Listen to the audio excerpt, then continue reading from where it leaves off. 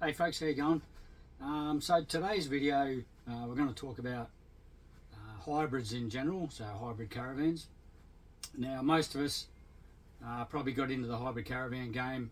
For some of us, we've had a number of vans, or some of us out there, your little hybrid is now your very first van. Many of us are members of maybe the owners group of the type of hybrid that we own. Just noticed in our owners group anyway that sometimes there's a little bit of disconnect there from our handover that we get, okay, or we're just starting out in our very first van and we don't necessarily pick up on how the van actually works.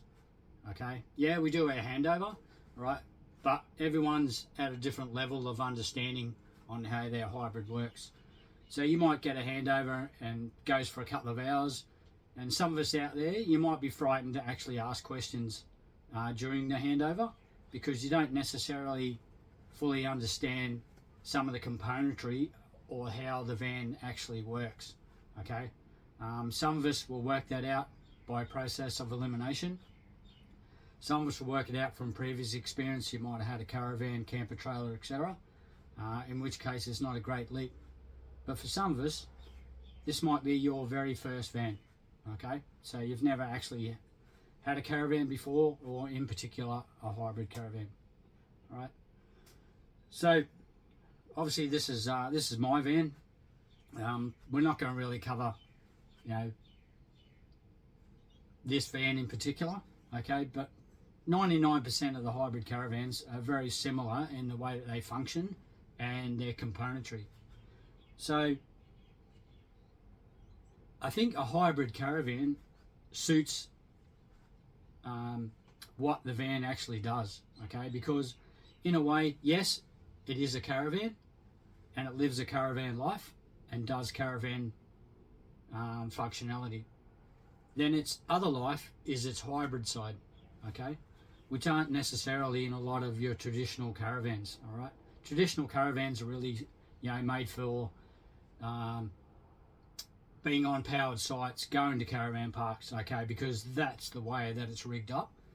Not that people still do go out in their traditional caravans and live off grid, okay, and in many cases they might use a generator, all right, or they might have optioned up to fit some hybrid componentry to their traditional caravan to make it work like a hybrid, so to speak. So they might have put extra solar on the roof, okay. Maybe they fitted a DC to DC, right, etc., depending on what sort of camping they do, all right. But a few years back now, the hybrids have really taken off in popularity. Some say they're a mix between a camper trailer and a caravan. I think the name of hybrid caravan suits it. So we're just going to run through some of that now, okay? Now, this video is not going to be for everyone, righto? I'm going to try and get this across in layman's terms, all right? So very simple.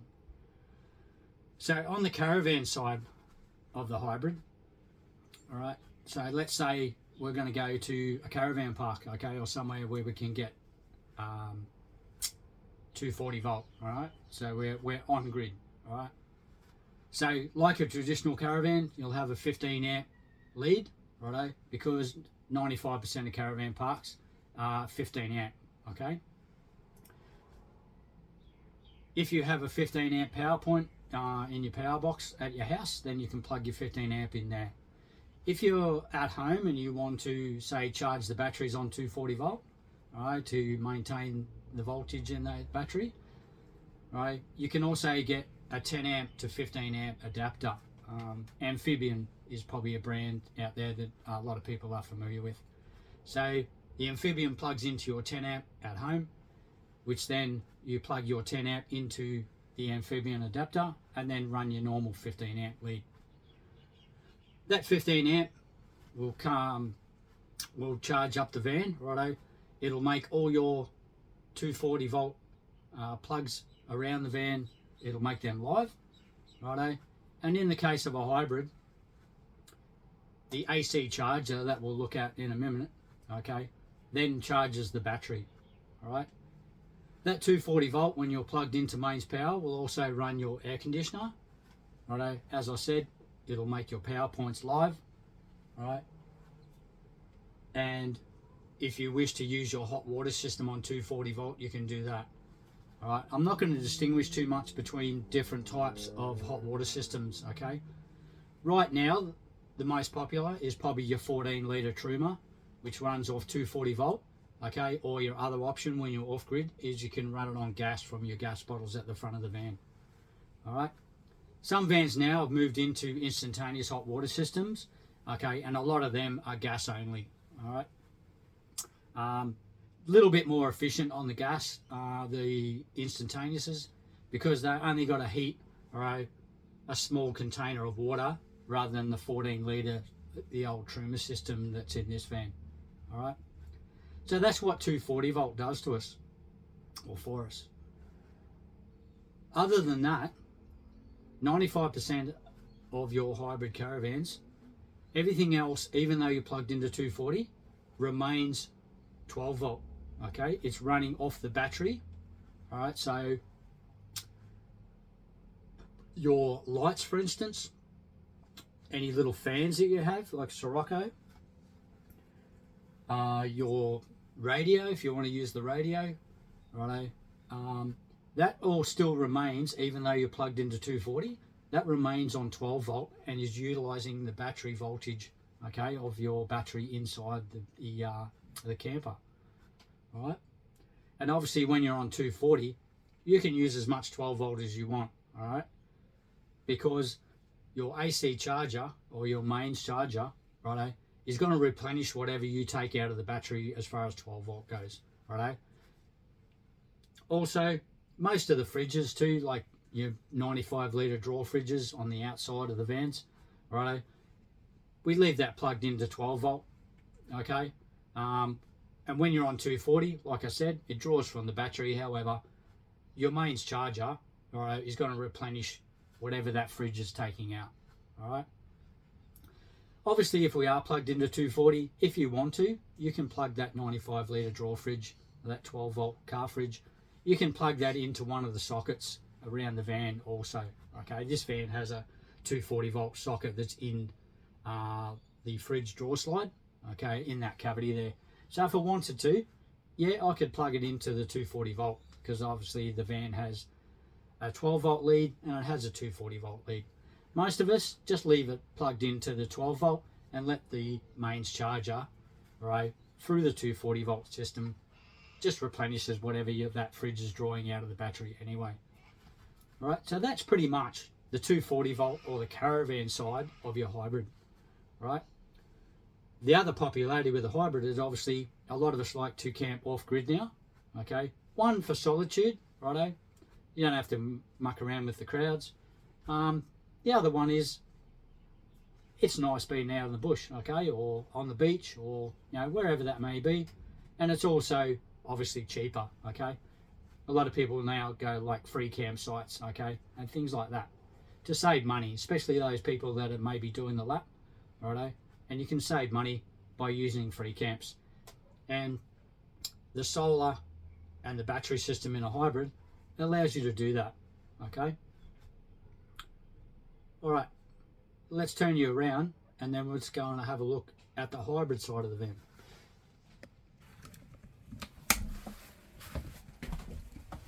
Okay, so the brand of this van doesn't really matter, okay? And most hybrid caravans are the same, all right? And we'll talk about a little bit differences in some of the newer vans now, okay? So obviously my van runs an EnerDrive system, all right? That's fine. You might have Red Arc, you might have Renogy, you might have all sorts of different brands, okay? This particular van, we've got a 200 amp hour lithium battery, all right? And a lot of the vans are coming standard with a lithium, and some they are an upgrade, all right? So yours may come with like 3 AGM batteries, all right, which are like a lead acid battery, okay, that you might find, you know, in a boat or a car, etc. And normally they are AGMs, okay. and usually a deep cycle type battery. So this one anyway, 200 amp hours of energy drive lithium there. All right, this is the AC charger. So how that works is you plug into mains, all right, and then the mains runs through this into this power point here, and that plug there actually belongs to this AC charger. So when we're not on mains power, right, this charger is not working, all right. It'll only work when I plug the van into 240 volt, or if I run a generator, okay, running power into the van, which will then start up this AC charger, all right.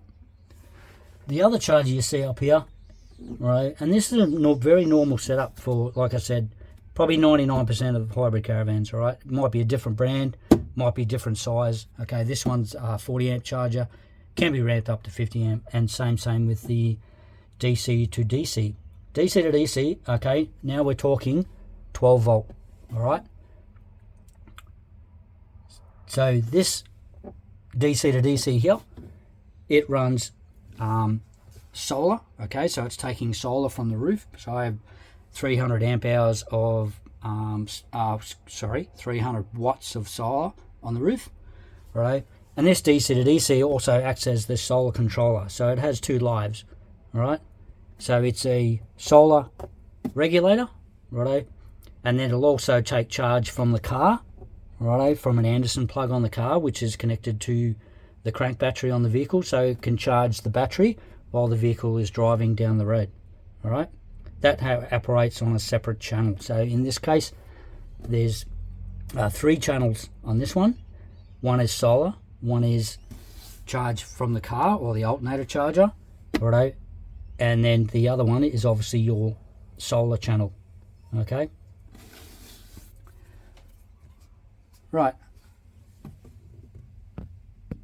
The 3 fuses you see there, so those type of fuses are called a MIDI fuse. One is solar, one is for the DC to DC, right? And one for the charger, okay? And, all right, they are 12 volt related, all right? The other thing you see up here with a plug stuck in it, right, that is my inverter, all right? A lot of the hybrids now will come with an inverter. The inverter is to change, okay, or to take battery 12 volt, right, and convert it into 240 volts, all right? So again, this is part of the hybrid system, right? So if you want to run 240 volt items when you're off grid, right, then you have to turn your inverter on, and the inverter converts 12 volt into 240 volt. Now, depending on the size of the inverter, so a more younger version of this particular van, this is a 2000 watt inverter. The latest version of this van, it has a 3000 watt inverter, right, and a 100 amp AC charger. This is only 40 amp, and they are in combination. So in the latest version, this piece of equipment and this piece of equipment, right, are molded into one unit, okay? But essentially, it's doing the same thing, right? These are just separate, right, and not as many amps, okay? So this is 40 amp, this is 200 watts, all right? So I can only run 240 volt items up to the maximum 2000 watts, all right? After that, then there's simply this, the inverter, righto, will just stop working, righto, as it'll just switch off because I've gone over the 2000 watts that it can produce, all right? And a lot of those items, righto, you'll find their wattage somewhere marked on the item. Okay, this is a little kettle, that's our toaster there, and a lot of them will have, you know, some sort of sticker and tell you how many watts they are and how many watts they draw, all right?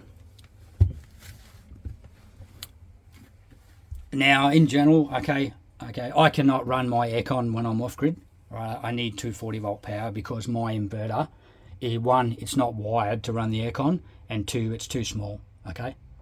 The latest version in this model of van, right, you can actually run, you have 400 amp hours of lithium, and you've got a 3000 watt inverter, and that is wired also. You can actually run the aircon while you're off-grid.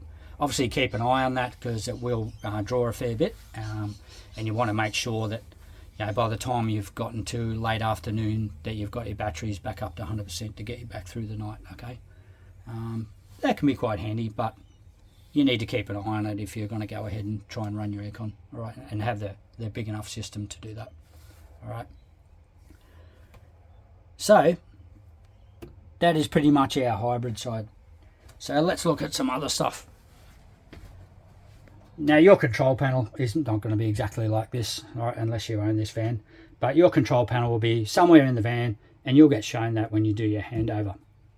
Okay, all these little buttons here, okay, they are resettable breakers, right? And obviously they're all labelled to tell you what they are, right? So if something should go on with the wiring or with that particular item, right, the little button will pop, and on the back side of this panel is the actual resettable breakers themselves. Right, so each item has its own little resettable breaker. All right, you may have something similar. It just works just like the blade fuses and the fuse box that's in your engine bay or under the dash in your car. All right, that's all it is. It's exactly the same, except you can reset these ones. Okay, you would have blade fuses, and if they're blown, then you replace them. All right, these are just water gauges. Okay, again, they'll work off 12 volt. These type breakers here are also 12 volt related. They're not 240 volt related, all right? That is to isolate the 12 volt power. This is a battery isolations or the main switch. So when I turn that off, right, that isolates the 12 volt system. So all this system here isolates that from the battery, okay? Again, this is your Anderson plug. So that's the Anderson plug that you plug the car into to get your charging while driving from your alternator or your crank battery, right? Obviously these are normal cigarette plugs and everyone's familiar with those, all right? So these are 12 volt, 12 volt. This is all 12 volt. And we saw those MIDI fuses there before, again 12 volt related, all right? These are your 240 volt breakers, all right? So they act a bit like these, right? Except this is for 240 volt, all right?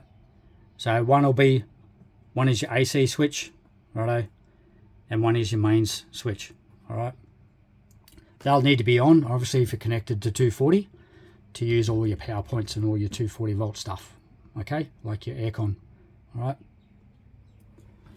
That is just the lines running down from the roof, from the solar panels, and that goes down to the DC to DC. All right.